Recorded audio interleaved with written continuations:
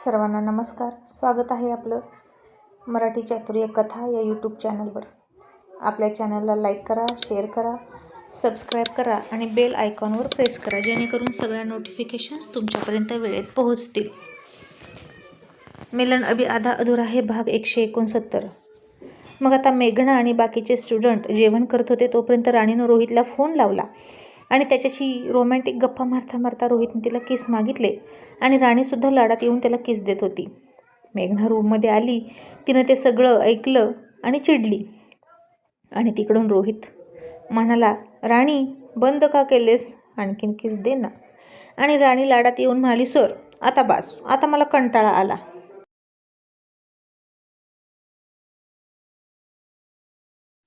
आणि रोहित म्हणाला, ए राणी, अगं असं कुठं कंटाळतात का, दे ना गं प्लीज, म्हणजे मला रात्रभर छान वाटेल. राणी माझं ऐकणार नाही का गं, असा रोहित नेहमीसारखा तिला गोड बोलत होता. आणि राणी म्हणाली, जा, मगाशी तुम्ही मला कसे ओरडला, मग आता मी नाही तुमचं ऐकणार. आणि हे सगळं तिचं इतकं लाडातलं संभाषण ऐकून मेघनाच्या डोक्याची शीर उठत होती. आणि काय लहान मुलीसारखी लाडात येते असं ती मनात म्हणाली. आता राणीचं लक्ष नव्हतं तिच्याकडे, म्हणून राणीसुद्धा बोलत होती बिनधास्त होऊन. पण मेघनाला लाज वाटत नव्हती त्या दोघांचं संभाषण ऐकायला. असं कोण ऐकतं का इतर नवरा बायकोंचं संभाषण? पण मेघना खूप निर्लज्ज होती. मग आता त्याच्या आग्रहावरून तिनं त्याला आणखीन किस दिले. नाहीतर रोहित म्हणाला, घरी आल्यावर राणी 2 रात्री झोपू देणार नाही तुला. आणि मग घाबरून तिनं त्याला आणखीन किस दिले. तसं पुन्हा वैतागून मेघनानं घसा साफ केला आणि आपण इथे आहोत हे राणीला आज जाणवून दिलं. तसं राणी म्हणाली, सर बाय, फोन ठेवू का, बहुतेक कोणीतरी आले आपल्या प्रेमाला दृष्ट लावायला, अशी राणीसुद्धा मुद्दामच म्हणाली. ते मेघनानं ऐकलं आणि तिला पुन्हा राग आला. मग रोहित म्हणाला, ठीक आहे बाय, टेक केअर, उद्याचा दिवस तिथे छानपैकी काढा आणि लवकर आपल्या घरी या. आणि त्यानंतर मी 2 दिवसांनी येणार आहे, मग आपण भेटूयाच.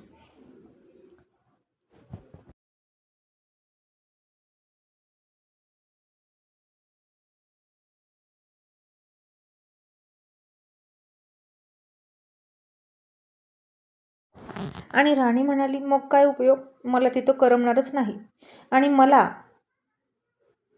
तुम्हाला काहीतरी सांगायचे.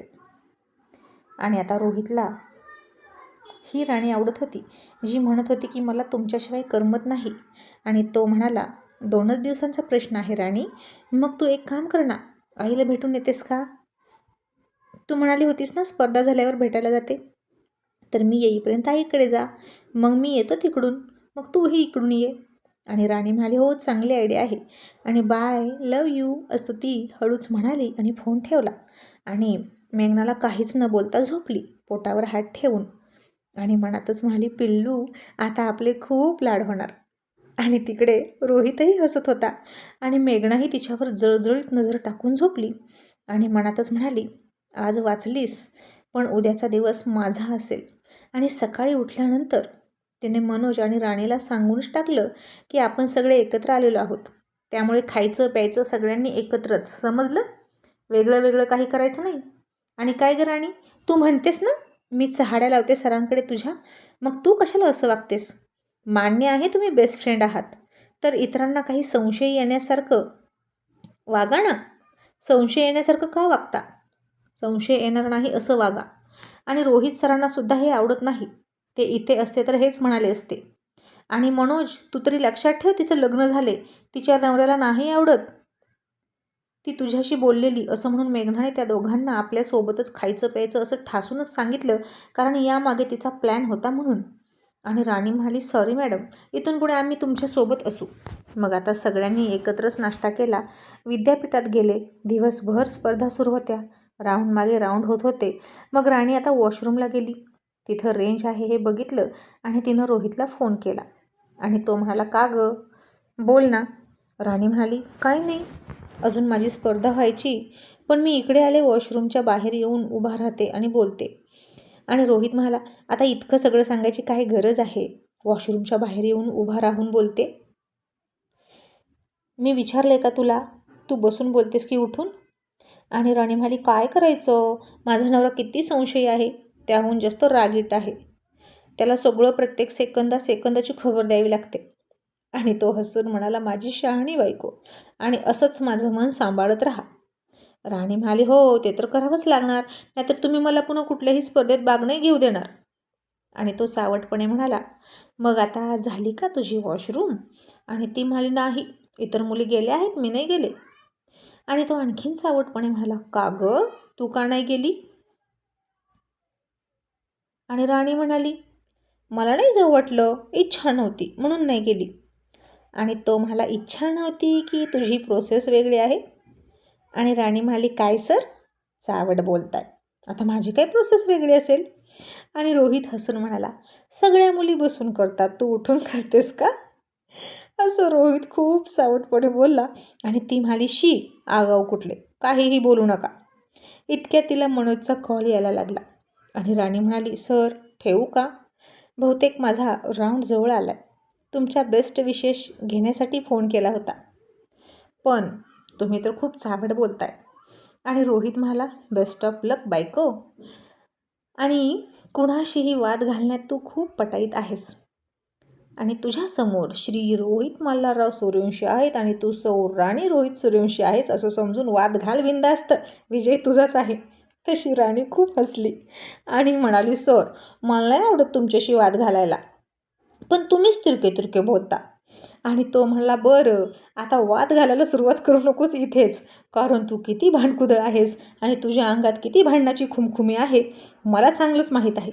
अगं, रात्रीच्या 2-2 वाजता मला उठवून वाद घालतेस तू, त्याशिवाय तुला करमतच नाही. आणि राणी पुन्हा खूप मनापासून हसली आणि म्हणाली, प्रेम करण्यासाठी आणि भांडण्यासाठी एकच तर हक्काची जागा असते, नवरा. आणि आता त्याला तिचं वाक्य आवडलं आणि म्हणाला, हो गं माझी राणी, तू हवी तितकी भांड आणि लवकर घरी ये, बाय, लव यू. आणि फोन ठेवला. आणि आत्ता कुठे लग्न झाल्यावर गेल्या वर्षी या स्पर्धेसाठी निघालेली राणी मनोजच्या बेस्ट विशेष घेत होती आणि स्पर्धा जिंकल्यानंतर त्याला फोन करून सांगत होती. पण आता तेव्हा रोहितला सांगत नव्हती, कारण त्यावेळी त्या दोघांचं इतकं जुळलंच नव्हतं. फक्त लग्न झालं होतं, पण एकमेकांविषयी काहीही वाटत नव्हतं. पण आत्ता ती त्याच्या बेस्ट विशेष घेते म्हणून त्याला खूप बरं वाटत होतं. आणि राणी शिकते हळूहळू माझं मन सांभाळायला, हे त्याला कळत होतं. मग आता मनोज, राणीचाही राऊंड जवळ आला. दोघांनीही चांगलं प्रेझेंटेशन केलं. एकाच विषयावर एकाच वेळी 4-4 टीम वाद घालत होत्या. पण समोरच्याचा मुद्दा राणी लगेच खोडून काढायची. जसा रोहितचा मुद्दा खोडून काढायची तसा इथे सुद्धा प्रत्येकाचा मुद्दा खोडून काढायची आणि स्वतःचं मत पटवून द्यायची. मनोज बोलायला लागला की त्याला एखादं वाक्य बोलू द्यायची. तो सोबत आलाय म्हणून त्याच्यावर उपकार म्हणून, पण स्वतःच माईक उचलायची प्रत्येक वेळी आणि सगळी सूत्र स्वतःच्या ताब्यात घेऊन पटपट बोलायची. एकदम चुणचुणीत होती राणी बोलायला आणि आवाज तर एकदम ठकडा, कडक, स्पष्ट आणि गोड. ती रागात बोलते असंही वाटायचं नाही, फार सौम्य बोलते असंही वाटायचं नाही, पण तिच्या बोलण्यामध्ये तिच्या मनातून काय सांगायचं आहे ही तळमळ दिसायची समोरच्याला. आणि आता काय, सगळ्या जणांनी आपल्या आपल्या हातातले पेन खाली ठेवले आणि गालाला हात लावून कौतुकानं तिचं बोलणं ऐकत होते.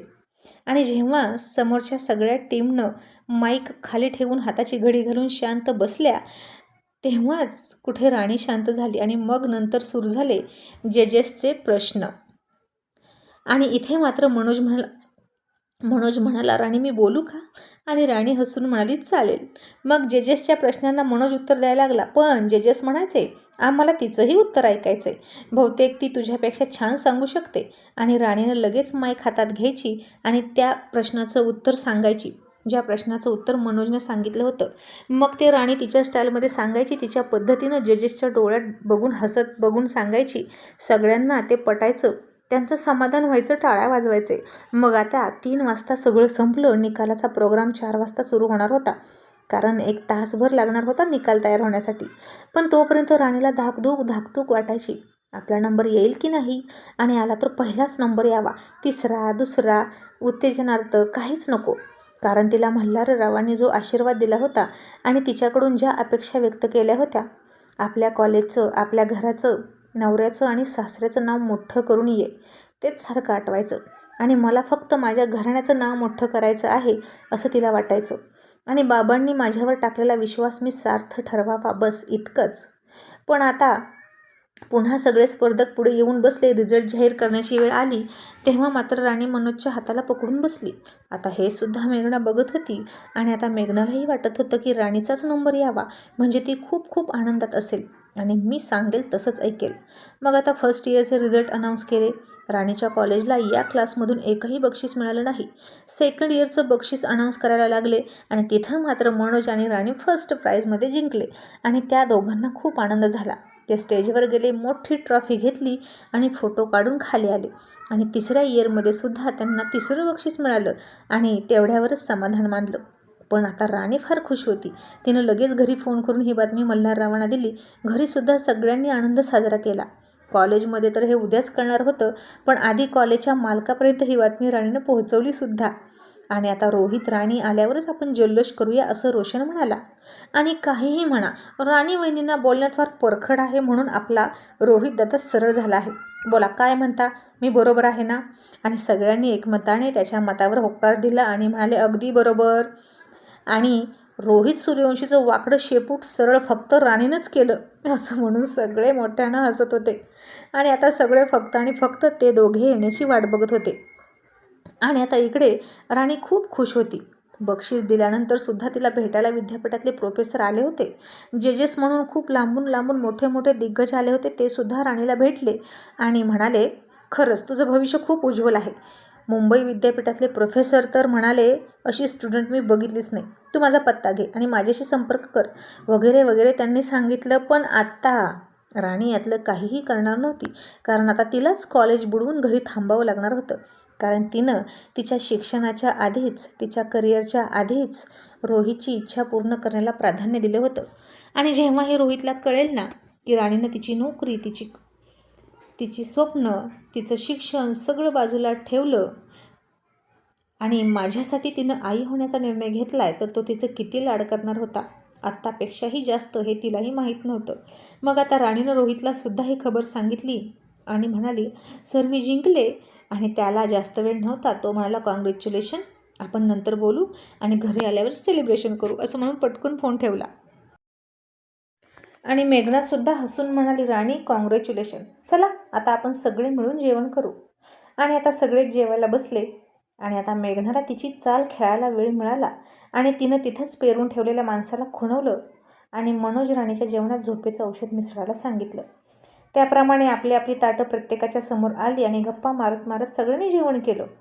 मनोज राणीवर जेवताना लक्ष देत होता आणि तिला खाऊ घालत होता. आणि मग सगळ्यांनीच जेवण केलं आणि मेघना म्हणाली, चला आता झोपूया. आणि सगळी मुलं झोपायला गेली. मनोज आणि राणीसुद्धा आपल्या आपल्या रूममध्ये झोपायला गेले आणि थोड्याच वेळात राणीची गाढ झोप लागली. तिकडे मनोजही गाढ झोपला आणि रोहितचे फोन यायला लागले तिच्या फोनवर. आणि मेघनाच फोन उचलायची आणि म्हणायची, सर, अहो राणी इथेच फोन ठेवून कुठे गेली काय माहीत, असं ती तिच्या शेजारी झोपलेल्या राणीकडे बघून म्हणायची. आणि रोहित पुन्हा तिकडं नर्वस झाला आणि म्हणाला, काय, आता इतक्या रात्री कुठे गेली? मेघना म्हणाली, अहो ती आनंदात आहे ना, बहुतेक मनोजसोबत पुन्हा जल्लोष साजरा करत असेल. आणि सर तुम्ही काळजी करू नका, आम्ही जेवण केलं आहे आणि बहुतेक ते दोघे आईस्क्रीम वगैरे खात असतील. शेवटी त्या दोघांनी आपल्या कॉलेजचं नाव रोशन केलं आहे ना, मग तेवढी आईस्क्रीम पार्टी तर बनते. आणि रोहित म्हणाला, ठीक आहे, तिला सांगा आल्यानंतर मला फोन कर म्हणा. मग आता मेघनाने मनोजच्या खोलीत जो मुलगा होता त्याला मनोजचा फोन स्विच ऑफ करून ठेवायला सांगितला आणि त्याला हाताशी धरला. तुझी मार्क वाढवीन वगैरे काहीही त्याला सांगितलं, आमिष दाखवलं आणि स्वतःच्या बाजूनं करून घेतलं. आणि थोड्या वेळानं पुन्हा रोहितचा फोन आला. मेघनानं फोन घेतला आणि रोहित म्हणाला, हे काय, तुम्ही का फोन घेतला? राणी अजून आली नाही का रूममध्ये? आणि ती म्हणाली, नाही ना सर, माहीत नाही ती काय करते इतका वेळ. सर 1 मिनिट बरं का, मी बघते, राणीला हाक मारते आणि तुमचा फोन देते, असं म्हणून ती नाटक करत दरवाजा उघडून म्हणाली, सर ते दोघे कुठेच नाहीत, कुठे गेले काय माहीत. आणि आता रोहितला खूप टेन्शन आलं आणि मेघना आता तिचा प्लॅन सक्सेस होणार म्हणून खूप खुश होती. त्यानं मनोजला फोन लावला, त्याचाही फोन स्विच ऑफ होता आणि आता राणीचाही फोन स्विच ऑफ यायला लागला, कारण मेघनानं स्विच ऑफ करून ठेवला होता. आणि रोहित आणखीन जास्त रागाला गेला आणि तिचं काय चाललं आहे हे कळायला मार्ग नाही म्हणून वैतागला. आणि आता सगळे झोपल्यानंतर मेघनानं त्या मुलाला सांगून त्याच्या मदतीनं मनोजला इकडच्या रूममध्ये आणला आणि राणीच्या शेजारी झोपवला आणि ते दोघेही खूप विचित्र अवस्थेत एकमेकांसोबत दाखवले. एकमेकांना मिठी मारून झोपलेले, अंगावर पाय टाकलेला. राणीच्या अंगावर ओढणीच नाही. मनोजचा हात मनोजचे ओठ राणीच्या ओठांच्या जवळ, राणीचे ओठ मनोजच्या गालावर, त्याचा हात तिच्या अंगावर आणि दोघेही एकमेकांच्या मिठीत आहेत असं दाखवलं आणि खूप सगळे फोटो काढले. मनोज आणि राणी पूर्णपणे झोपेत होते. त्या दोघांना काहीच माहीत नव्हतं आणि सकाळी उठल्यानंतर त्यांना माहीतही नसणार होतं की आपल्यासोबत काय झालं रात्री. ते खूप म्हणजे खूप गाफील होते आणि खूपच मोठ्या जाळ्यात फसले होते. आणि पुन्हा मनोजला होता तिथे नेऊन झोपवला आणि मेघनासुद्धा राणीच्या शेजारी झोपली आणि ते फोटो बघून तिला फार असुरी आनंद होत होता. आणि मेघना म्हणाली, राणी, आतापर्यंतचा माझा प्रत्येक वार खाली गेला, पण आत्ता हा माझा शेवटचा वार तुझ्या मर्मस्थानावर बसणार आणि तुला सूर्यवंशींच्या घरात लाद घालून हाकलून देणार. पहिलं बक्षीस मिळवलंस ना तू, ग्रेट काम केलंस तू, आणि आता त्याच आनंदाच्या भरात मित्राला मिठ्या मारून झोपलीस आणि खूपच मोठा झेंडा लावला सूर्यवंशींच्या सुनेनं. आणि हे सगळे फोटो बघितल्यावर जे तुझं कौतुक करतात ना सासरची मंडळी, तेच तुला लाथा घालून हाकलून देणार ही माझी गॅरंटी. आणि आता तू बाहेर आणि माझा रस्ता साफ, असं म्हणून मेघना ते आर कोरलं होतं त्यावर तिचे ओठ टेकून किस करत होती. राणीकडे खुनशी नजरेनं बघत होती. मग नंतर संग्रामला फोन करून म्हणाली, हॅलो, आता मी जी बातमी तुम्हाला सांगणार आहे ती सनसनाटी आहे, ज्यानं तुमची झोप उडेल. रोहितचं राजकीय आयुष्य उद्ध्वस्त होईल आणि रोहित राणीचं कौटुंबिक आयुष्यसुद्धा उद्ध्वस्त होणार. आणि संग्राम खुश होऊन म्हणाला, नक्की काय केलंस तू? आणि तू इतक्या कॉन्फिडन्सनं बोलतेस का? म्हणजे नक्कीच काहीतरी केलं असेल. आणि मेघना हसून म्हणाली, ते मी आल्यावर सांगेनच. आणि मी तर माझं काम केलं, पण यानंतरचं सगळं काम तुम्हालाच करायचं आहे. त्या फोटोचा फायदा कसा कुठे करायचा हे तुम्ही ठरवा. तुम्हाला रोहितची खुर्ची पाहिजे आणि मला रोहित पाहिजे एवढं लक्षात ठेवा, असं म्हणून तिने हसून फोन ठेवला. पुन्हा एकदा राणीकडे रागात बघितलं आणि गाणं म्हणत म्हणत झोपली. आणि इकडे राणी फोन का घेत नाही, फोन स्विच ऑफ का आहे, ती अजून मनोजसोबत काय करते म्हणून अस्वस्थ झालेला रोहित रूममध्ये चक्रा मारत होता आणि प्रचंड चिडला होता. आणि आता या फोटोंनी रोहितच्या राजकीय आणि कौटुंबिक जीवनात भयंकर वादळ उठणार होतंच. आणि हे वादळ रोहित राणीसोबतच अख्खं सूर्यवंशी कुटुंबाला उद्ध्वस्त करून जाणार होतं. रोहित आणि राणीचं वैवाहिक आयुष्यसुद्धा उद्ध्वस्त करणारं होतं हे वादळ. आणि या सगळ्यात आणि रोहितच्या रागाच्या अग्नीमध्ये काहीच चूक नसलेली राणी मात्र होरपळणार होती. आणि आता काय होईल पुढं, जेव्हा हे सगळे फोटो रोहितपर्यंत पोहोचतील? रोहित खऱ्या खोट्याची शहानिशा करेल का, की राणीला होईल भयानक शिक्षा? रोहितला राणी सांगू शकेल का ती प्रेग्नेंट आहे म्हणून, आणि रोहित तिच्यावर विश्वास ठेवेल का? आणि काय असेल राणी आणि तिच्या बाळाचं भवितव्य, हे पाहणं इंटरेस्टिंग ठरणार आहे.